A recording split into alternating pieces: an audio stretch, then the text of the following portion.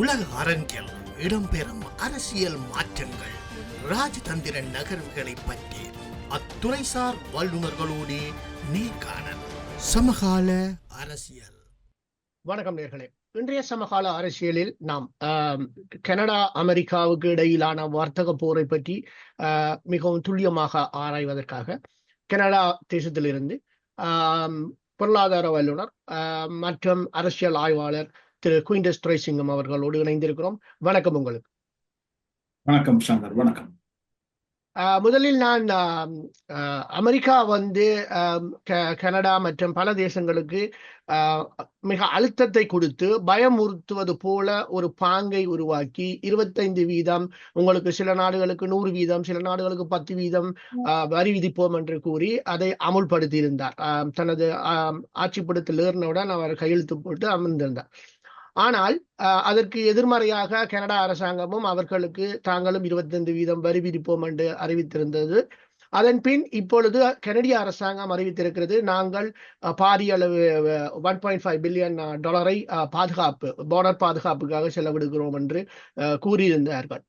இதை இவர்கள் அமெரிக்காவுக்கு பயந்தோ அல்லது அடிபணிந்து போற மாதிரி ஒரு பிம்பத்தை உருவாக்கி இருக்கிறது அல்லவா?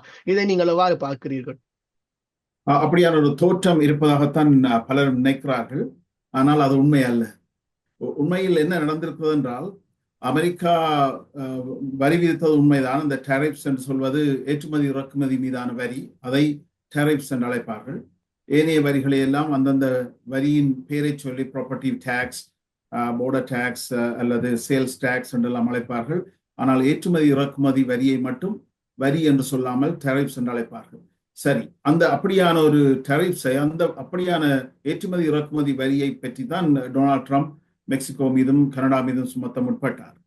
இப்போது நீங்கள் கேட்ட கேள்விக்கு வந்தால், அதற்கு அவசரமாக கனடிய அரசாங்க மட்டத்தில் பல நடவடிக்கைகள் எடுக்கப்பட்டன, பல பேச்சுவார்த்தைகள் நடத்தப்பட்டன, பலரும் பல்வேறு மிரட்டல்களையும் கூட விடுத்தார்கள்.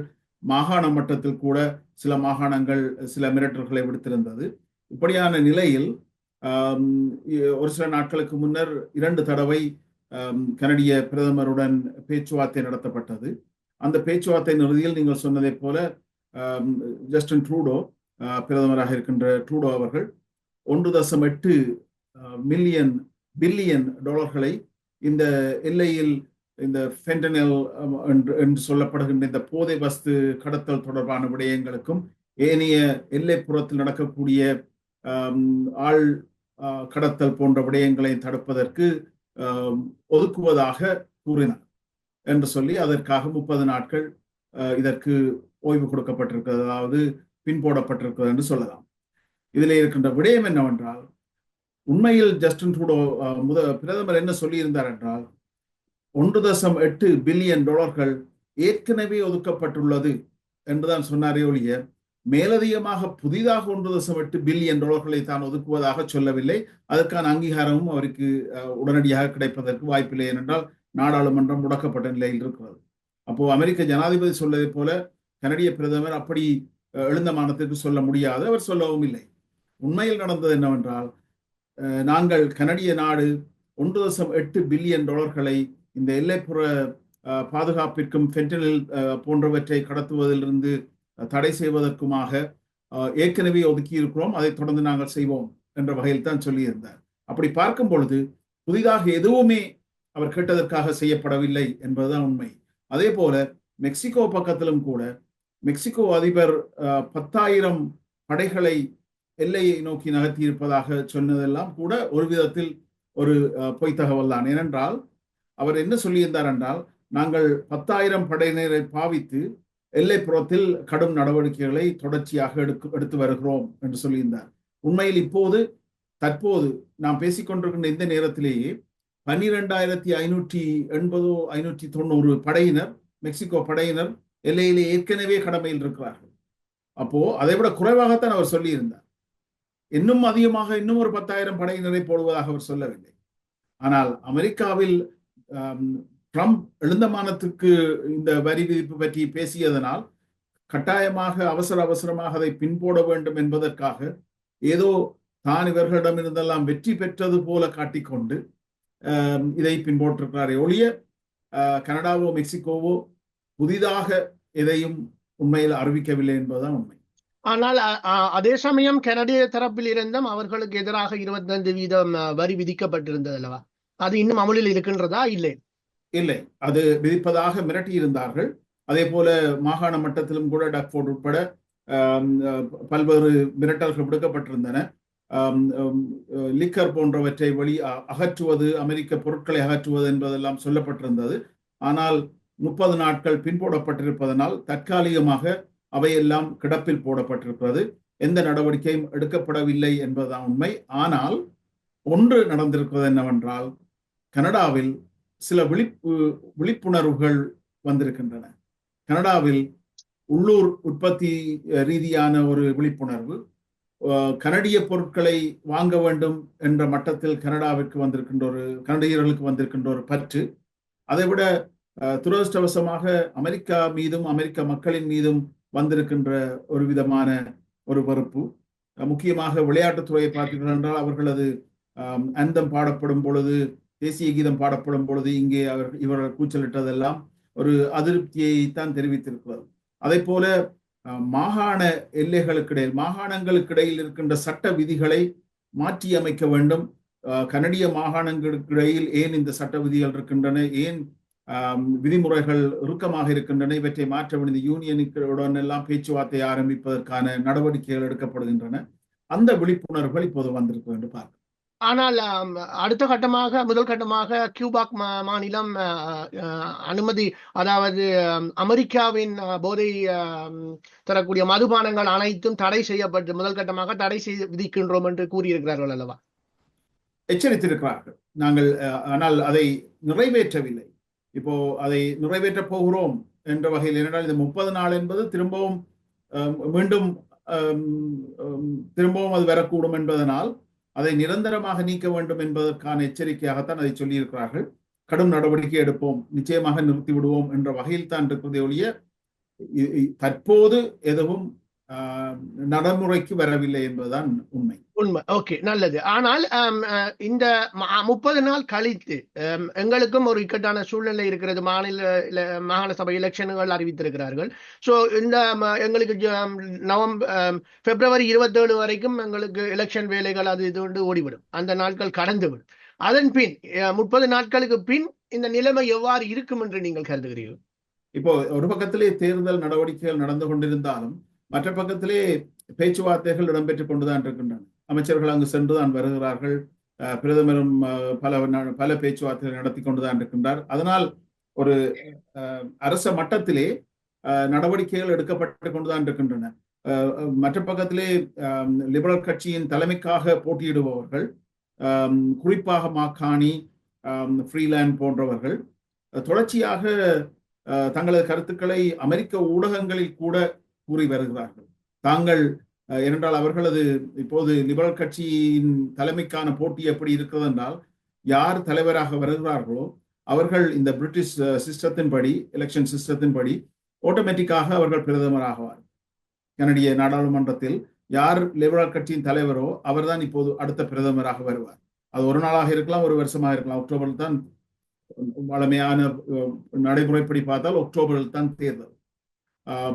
நாடாளுமன்றத்தில் ஆட்சி கவிழ்க்கப்பட்டால் ஒழிய மற்றபடி அந்த பிரதமர் அக்டோபர் வரை ஆட்சியில் இருப்பார். அதனால் லிபரல் கட்சியின் தலைமைக்கு போட்டியிடுகின்ற பிரதானமான 2 அல்லது 3 தொடர்ச்சியாக தாங்கள் என்ன நடவடிக்கைகள் எடுப்போம் என்ற கருத்துக்களை ஏற்கனவே சொல்ல ஆரம்பித்து விட்டார்கள். மற்ற பக்கத்திலே எதிர்கட்சி தலைவராக இருப்பவர் தற்செயலாக நாடாளுமன்றம் கவிழ்க்கப்பட்டு தேர்தல் அழைப்பு விடுக்கப்பட்டால் தான் பிரதமராக வந்தால் என்ன நடவடிக்கைகள் எடுப்பேன் என்பதையும் ஏற்கனவே சொல்ல ஆரம்பித்து விட்டார். அதே போல மாகாண முதல்வர்களும் தங்களது கருத்துக்களை, குறிப்பாக டக்ஃபோர்ட் மீண்டும் தேர்தலுக்கு நிற்பதனால் இன்னும் அதிகமாக தனது மிரட்டல்களை விடுத்து வருகின்றார். அதைவிட பிசி, மற்ற பக்கத்திலே அல்பர்டா, கியூபெக் நீங்கள் சொன்னதை போல, அதே போல சஸ்கச்சுவான், இப்படி பல மாகாணங்களின் முதல்வர்கள் பல்வேறு எச்சரிக்கைகளையும் விடுத்துக் கொண்டுதான் இருக்கிறார்கள் என்றுதான் காரணம் அமெரிக்காவின் மிக நீண்ட எல்லை கனடாவோடு பகிரப்படுகிறது, தரைவழி எல்லைகள். இதுவாறு இருக்கும் பொழுது இவர்களின் இந்த போக்கானது கனடாவுக்கு மாத்திரமல்ல, மெக்சிகோ மாத்திரமல்ல, அண்டைய நாடுகள், பல நாடுகள், ஐரோப்பா நாடுகளுக்கு கூட இவர் எச்சரிக்கைகள் விடுத்து வந்து தான் இருக்கிறார். சைனாவுக்கும் எச்சரிக்கை விடுத்திருந்தார்.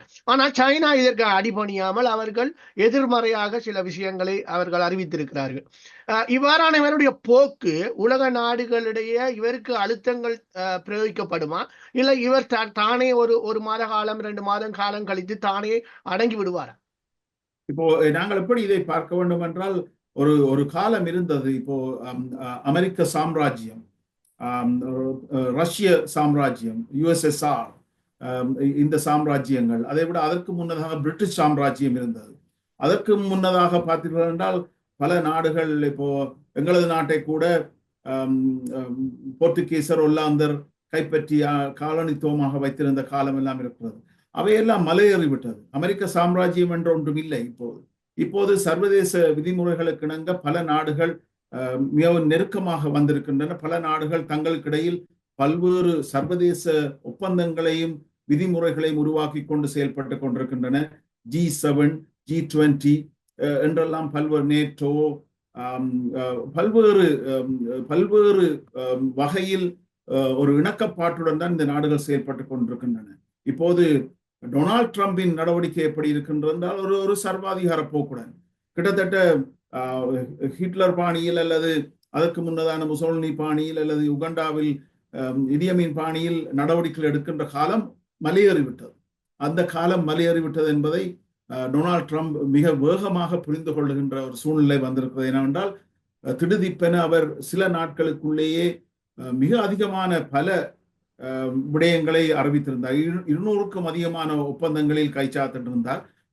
ஒரு 300, 400, 500 மிரட்டல்களை தாறுமாறாக விடுத்து கொண்டிருந்தார். முதல் நாளிலேயே போரை நிறுத்துவேன், நான் ஜனாதிபதியாக ஓத் எடுக்கும் முன்னரே பாலஸ்தீனத்தில் அந்த கைதிகளை விடுவிப்பதற்கு நடவடிக்கை எடுப்பேன். அதைவிட இந்த டேரிஃப்ஸ் மெக்சிகோ மீது, கனடா மீது, சீனா மீது, ஏனைய சில நாடுகளையும் பொதுவாக குறிப்பிட்டிருந்தார். அதுபோல WHO அல்லது பாரிஸ் அக்கோர்டை பற்றி சொல்லலாம், UN சம்பந்தமாக கருத்துக்களை சொல்லியிருந்தார். WEF, வேர்ல்ட் எக்கனாமிக் ஃபோரம், அதுக்கு கொடுக்கின்ற நிதியை நிறுத்துவதாக சொல்லியிருந்தார். USAID மிக முக்கியமானது. உலகளாவிய ரீதியில், மனிதாபமான ரீதியில் பல்வேறு சவால்களையும் சமாளித்துக் கொண்டு உதவி செய்கின்ற ஒரு முக்கியமான அமைப்பாக USAID இருக்கிறது. அது பனாமா கால்வாயை பற்றி சொல்லியிருந்தார், அல்லது இந்த கல்ஃப் ஆஃப் மெக்சிகோவை பற்றி சொல்லியதாக இருக்கலாம், கிரீன்லாண்டை பற்றி, இப்படி பட்டியல் நின்று கொண்டு. இப்போது காசாவையும் தான் எடுப்பதாக சொல்லுவதெல்லாம், காசாவை எடுத்து ஒரு பெரிய ஒரு சிறப்பு இதாக மாற்றுவேன், அதனால் அத்தனை பேரும் வெளியேறுங்கள், அதை வேறு நாடுகள் அவர்களை எடுக்க வேண்டும், மில்லியன் கணக்கிலே அவர்கள். அப்போ இவையெல்லாம் எப்படி வருகிறது என்றால், ஒரு சில வாரங்களுக்குள் பார்த்தீர்களாக இருந்தால் கூட நீங்கள் கவனிக்கலாம், அவர் பதவியேற்பதற்கு முன்னர், தேர்தலில் வெற்றி பெற்ற பின்னர் பதவியேற்பதற்கின்ற அந்த இடைக்காலத்தில் அவர் சொன்னதெல்லாம் பிரிக்ஸுக்கு எதிராக தான் கடும் நடவடிக்கைகள் எடுப்பேன் என்பது. இந்த பிரிக்ஸ் என்பது G7க்கு ஒரு சவாலாக வந்திருக்கக்கூடிய, உருவாகி கொண்டிருக்கின்ற ஒரு அமைப்பு. இந்த பிரிக்ஸிலே இருப்பவர்களை பார்த்தீர்களா என்றால், Brazil, Russia, India, China, south Africa, இவர்களோடு சவுதி அரேபியா உட்பட இப்போது நாங்கள் பேசிக்கொண்டிருக்கின்ற இந்த தருணத்தில் 22 நாடுகள் இணைந்திருப்பதாக சொல்கிறார்கள், உறுதி செய்கிறார்கள். அப்படி பார்த்தீர்கள் என்றால், G7 ஒட்டுமொத்தமாக வைத்திருக்கின்ற GDP, அவர்களது உள்ளூர் உற்பத்தியின் அளவுகோலின்படி பார்த்தால் GDP-யில் G7-ஐ விட இந்த பிரிக்ஸின் GDP அதிகரித்திருக்கிறது. அப்போ பிரிக்ஸ் 37% வைத்திருக்கிறது, G7 28% தான் வைத்திருக்கிறது. இதுதான் கணக்கு. அப்போ டொனால்ட் ட்ரம்ப் எந்த கற்பனையில் பேசிக் கொண்டிருக்கிறார் என்று தெரியாது. எந்த பிரிக்ஸுக்கு எதிராக அவர் நடவடிக்கை எடுப்பதாக சொன்னாரோ, ஓத்தெடுத்த பின்னர், அவர் பதவியேற்ற பின்னர் G7க்கு இருக்கின்ற நாடுகளுக்கு எதிராகவே போய்விட்டார். அதை அவர் மறந்து செய்தாரா, தவறி செய்தாரா, அவசரப்பட்டு விட்டாரா, என்ன நடந்தது தெரியாது. நட்பு நாடுகள் மிக முக்கியமானவை. அமெரிக்காவுக்கு இருக்கின்ற நட்பு நாடுகள் மீதுதான் இப்போது அவர் போர் தொடுத்திருக்கின்றார். அவருக்கு மிக முக்கியமான ஒரு நட்பு நாடு கனடா. கனடா போர் ரீதியாக மட்டுமல்ல, அல்லது ஏதாவது அவர் போர் தொடுக்கின்ற பொழுது குரல் கொடுக்கின்ற ஒரு நாடாக இருக்கின்ற கனடா மட்டுமல்ல, பொருளாதார ரீதியாக மிக மிக முக்கியமான ஒரு நாடாக, ஏற்றுமதி இறக்குமதிக்கு மிக மிக முக்கியமான நாடாக கனடா இருக்கிறது. எல்லை புறத்தை பொறுத்த மட்டும் ஒரே ஒரு எல்லை முக்கியமான எல்லை என்றால் கனடிய எல்லை தான், அடுத்தது மெக்சிகோ. அப்போ இந்த 2 பக்கமும் கொள்வி இருப்பார். அப்போ இப்படி பார்த்தீர்கள் என்றால் அடுத்ததாக யூகேக்கு சொல்லியிருக்கிறார், நான் உங்களுக்கும் வரி போடுவேன். ஐரோப்பிய நாடுகளுடன் மோதுகின்றார். ஆனால் ஐரோப்பிய நாடுகளை இவர்தான் வலுக்கட்டாயமாக உக்ரைன் போருக்கு அழைத்து வந்தவர். அப்படி அழைத்து வந்ததனால் மிகவும் அதிகமாக பாதிக்கப்பட்டது அமெரிக்காவும் அல்ல, கனடாவும் அல்ல, ஐரோப்பிய நாடுகள் தான். ஏனென்றால் ரஷ்யாவிடமிருந்து மிகவும் மிகவும் குறைந்த மலிவு விலையில் ஆயில் அண்ட் கேஸை பெற்று அதனால் வளர்ச்சி அடைந்து கொண்டிருந்த ஜெர்மனி போன்ற ஐரோப்பிய நாடுகள், பல ஐரோப்பிய நாடுகள் இந்த உக்ரைன் போரிலே தலையிட்டதனால் மிகுந்த சவாலை சந்திக்கின்றன. பாரிய அளவு குளிர்காலங்களில் பாதிக்கக்கூடிய எரிவாயுக்கள் தடைப்பட்டிருக்கின்றன. ஆமா, அதை விட பைடன் சொன்னார், நான் இவரை யாரு ரஷ்யாவின் விளாடிமிர் புட்டினை எனது காலடியில் விழுத்துவேன், இவர் கம் டு மை நீஸ். ஒரு காலடியிலும் ஒருத்தரும் பெறவில்லை. அவரை ஏன் அதை சொன்னார் என்றால், சாங்ஷன்ஸ் போடலாம், எக்கனாமிக் சாங்ஷன்ஸ் ஊடாக அவரை மிரட்டி விடலாம், அவரது சொத்துக்களை முடக்கினார்.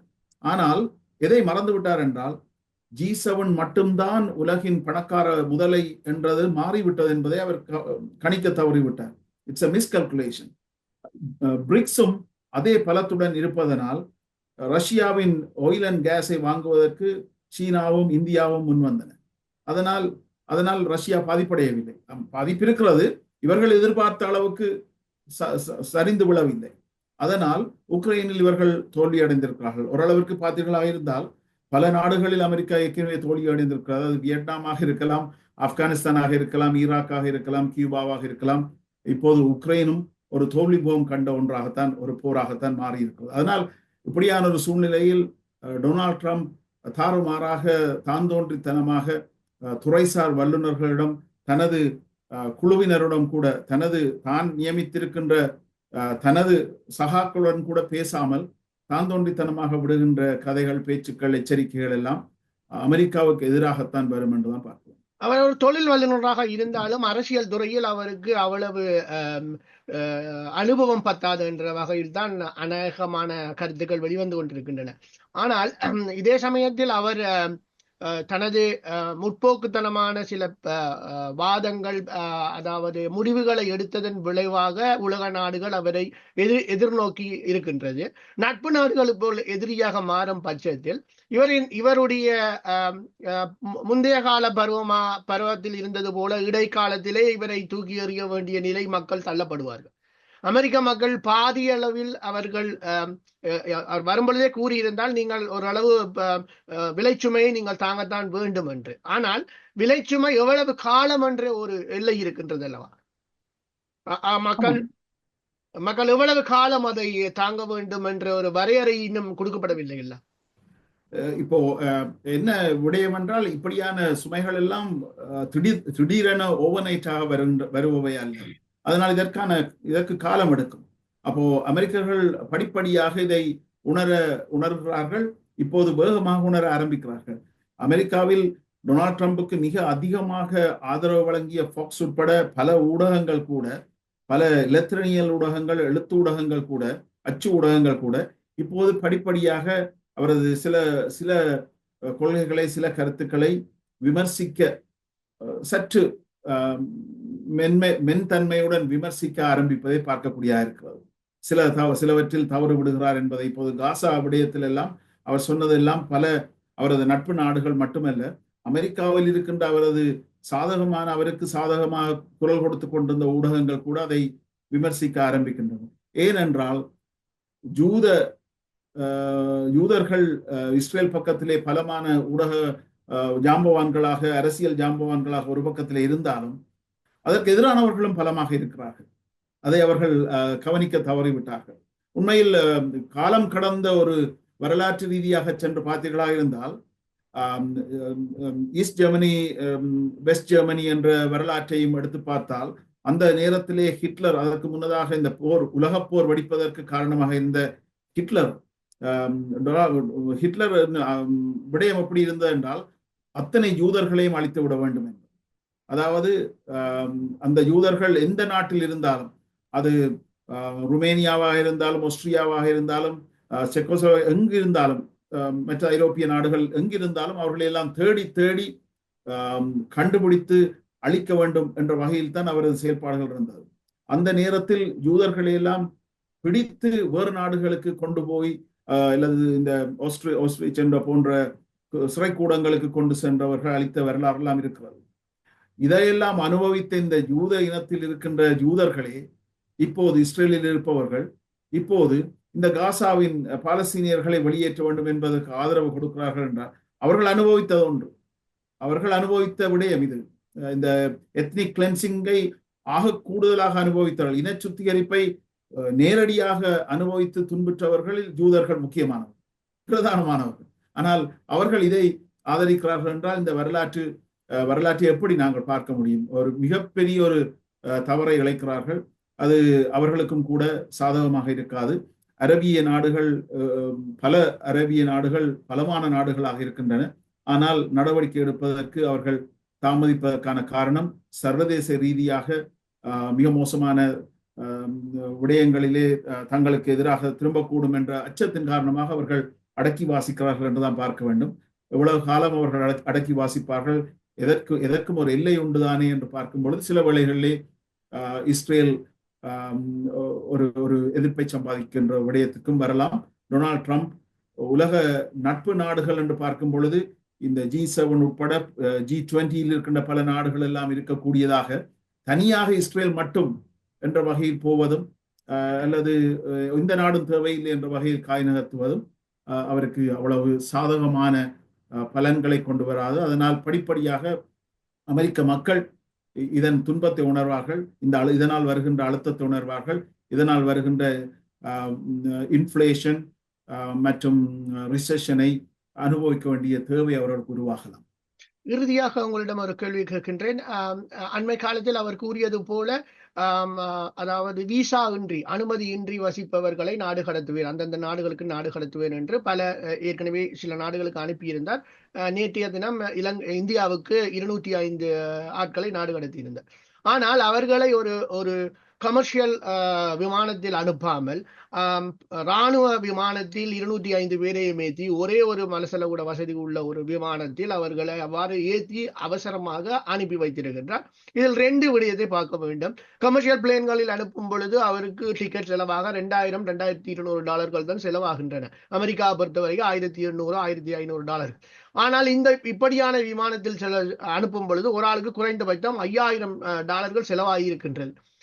இதை ஏன் இவர் இவ்வாறு அவசரப்படுகிறார்? ஏன் இவ்வாறு இந்த செயற்பாடை தான் முன்னெடுக்கிறேன் என்றதுக்காக பாரிய அளவில் செலவழித்து நாடு கடத்துகிறாரா, இல்லை அது கட்டாயமா? இப்போ இதை எப்படி நீங்கள் பார்க்க வேண்டும் என்றால் இதற்கு முதல் நாங்கள் பேசுவதற்கு கேட்ட கேள்வியிலே ஒரு பதில் இருக்கிறது.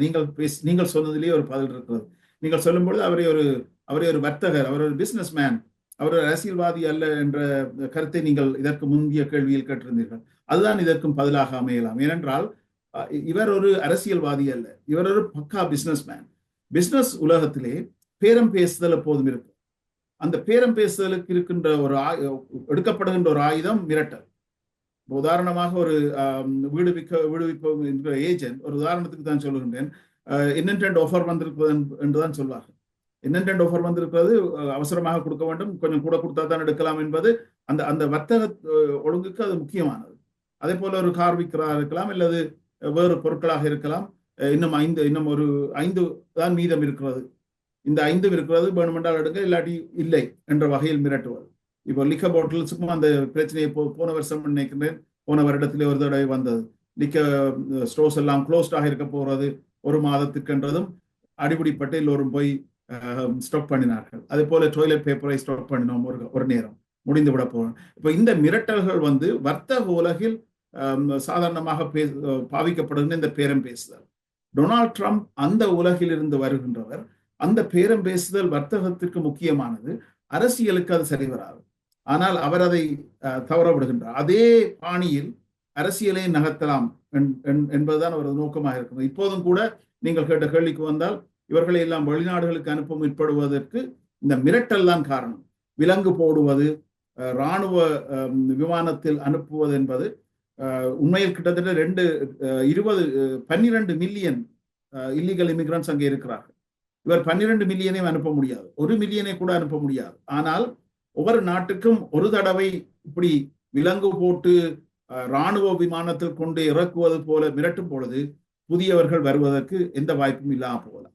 அதிலே சில பாரிய தவறுகளும் நடக்கின்றன. ஏனென்றால் இப்போ எல் சல்வடோர் போன்ற நாட்டுக்கு, வெனிசுவேலா போன்ற நாட்டிற்கு இவர் அனுப்பி வைப்பவர்களில் பலர் அந்த நாட்டின் அரசுக்கு எதிராக அமெரிக்காவுக்காக அல்லது அமெரிக்கா போன்ற சர்வதேச மேற்குலக நாடுகளுக்காக உளவு வேலை பார்த்தவர்கள் அல்லது அந்த நாட்டுக்கு எதிராக பணியாற்றி பிடிபட்டவர்கள், அமெரிக்க சிறையில் இருப்பவர்களையும் கூட இவர் கொண்டு போய் அங்கே அந்த அரசிடம் கொடுத்து விடுகின்றார். எவ்வளவு பெரிய முட்டாள்தனமானவை! அவர்களுக்கு எதிராக வேலை செய்தவர்களை அந்த அரசிடமே கொண்டு போய் கொடுப்பது என்பது மிகப்பெரிய தவறானவுடைய. ஆனால் இவரது போக்கு அந்த வர்த்தக அந்த அந்த பாணியிலேயே காய்களை நகர்த்துகின்ற ஒரு சர்வாதிகார போக்குடன் நான் நினைத்ததை செய்யலாம் என்பது பிசினஸுக்கு ஓகே. அவரது ஹோட்டலை விற்பதற்கு அவர் இன்னமும் செய்யலாம்.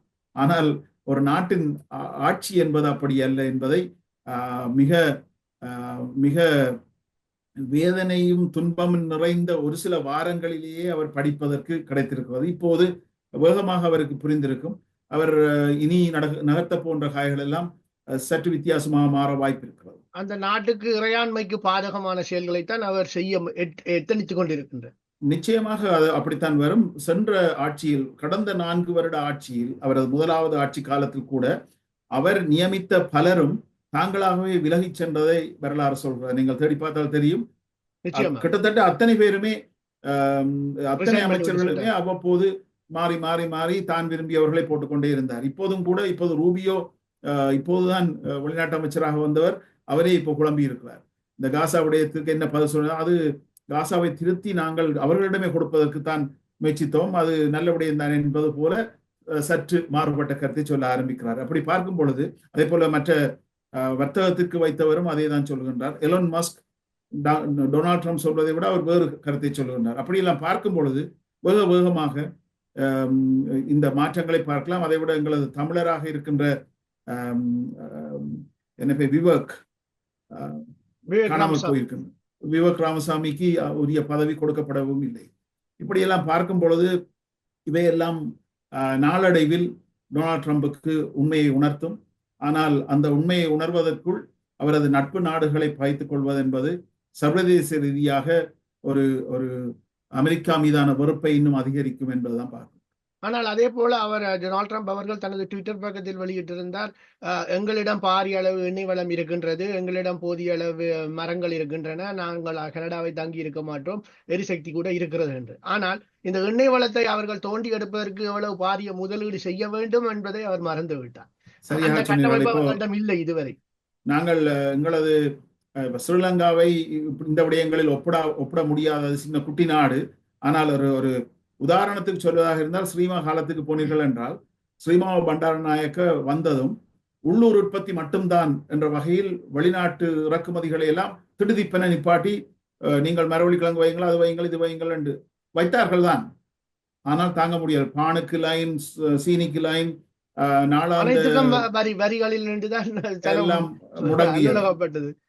அப்படி ஸ்ரீமா காலத்தில் வந்தது போலதான் இப்போது டொனால்ட் ட்ரம்ப் ஏதோ உள்ளூர் உற்பத்தியை பெருக்குவோம் என்பது சரி. ஆனால் அமெரிக்கா ஒரு தன்னிறைவுள்ள நாடு அல்ல, பணக்கார நாடு. ஆனால் தன்னிறைவுள்ள, அதாவது தனது உற்பத்தியில் வாழக்கூடிய நிறைவுள்ள நாடு அல்ல.